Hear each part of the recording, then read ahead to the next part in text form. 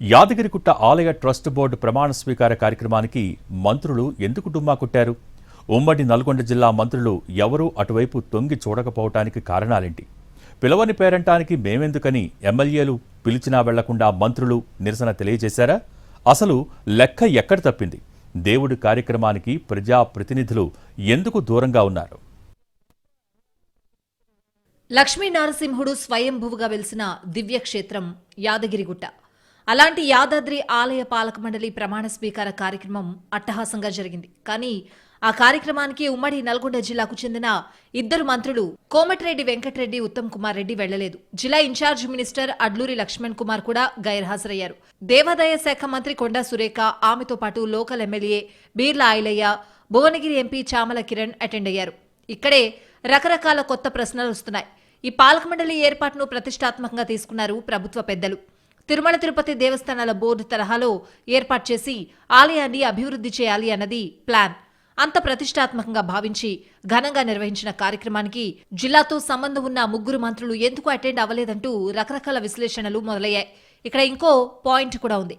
పాలక మండలి ప్రమాణ స్వీకార కార్యక్రమానికి ఉమ్మడి నల్గొండ జిల్లాలోని ఎమ్మెల్యేలు, ఎమ్మెల్సీలకు అధికారిక ఆహ్వానం లేదు. కానీ ఆహ్వానమున్న మంత్రులు ముగ్గురు హాజరు కాకపోవడం చర్చనీయాంశంగా మారింది.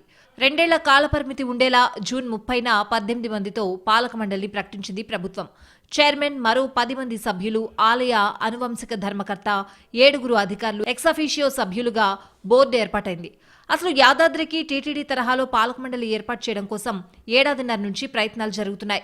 ఈ క్రమంలోనే ఉమ్మడి నల్గొండ జిల్లాకు చెందిన సీనియర్ నేతలు ఎవరికి వారు తమకు కావలసిన వాళ్లకు ట్రస్ట్ బోర్డులో కీలక పదవులు ఇప్పించుకునేందుకు సీఎం మీద ఒత్తిడి తెచ్చారట. అందుకే బోర్డు ప్రకటన ఆలస్యమైందనే అభిప్రాయం ఉంది. ఇక జూన్ 28న నల్గొండలో జరిగిన సీఎం సభ తర్వాత 30న యాదగిరిగుట్ట ఆలయ పాలక మండలిని ప్రకటించారు. ఆ వెంటనే మునుగోడు ఎమ్మెల్యే కోమటిరెడ్డి రాజగోపాల్ రెడ్డి బహిరంగంగానే తన అసంతృప్తిని వెళ్లగక్కారు. ప్రతిష్టాత్మక ఆలయ పాలక మండలి ప్రకటన సమయంలో ఉమ్మడి జిల్లాకు చెందిన ప్రజాప్రతినిధులను ఎందుకు సంప్రదించలేదంటూ అసహనం వ్యక్తం చేశారాయన. రాజగోపాల్ రెడ్డిలాగే చాలా మంది ఉమ్మడి జిల్లా నేతలు ట్రస్ట్ బోర్డు ప్రకటన తర్వాత అసంతృప్తిగా ఉన్నట్టు తెలుస్తోంది. మరోవైపు బోర్డులో ఆలేరు ఎమ్మెల్యేకు స్థానం కల్పించకపోవడంపై నియోజకవర్గంలో అసంతృప్తి వ్యక్తమవుతోందట. స్థానిక ఎమ్మెల్యేగా ప్రాధాన్యత ఇవ్వకపోవడంపై అసంతృప్తిగా ఉన్నా దాన్ని బయటకు చెప్పలేని స్థితిలో ఉన్నారట ఆలేరు శాసనసభ్యుడు, ప్రభుత్వ విప్ బీర్ల ఆయలయ్య. ఆ అసంతృప్తిని లోపల పెట్టుకునే ఏదో పిలిచారు కాబట్టి కార్యక్రమానికి వెళ్లారని అంటున్నారు ఆయన సన్నిహితులు.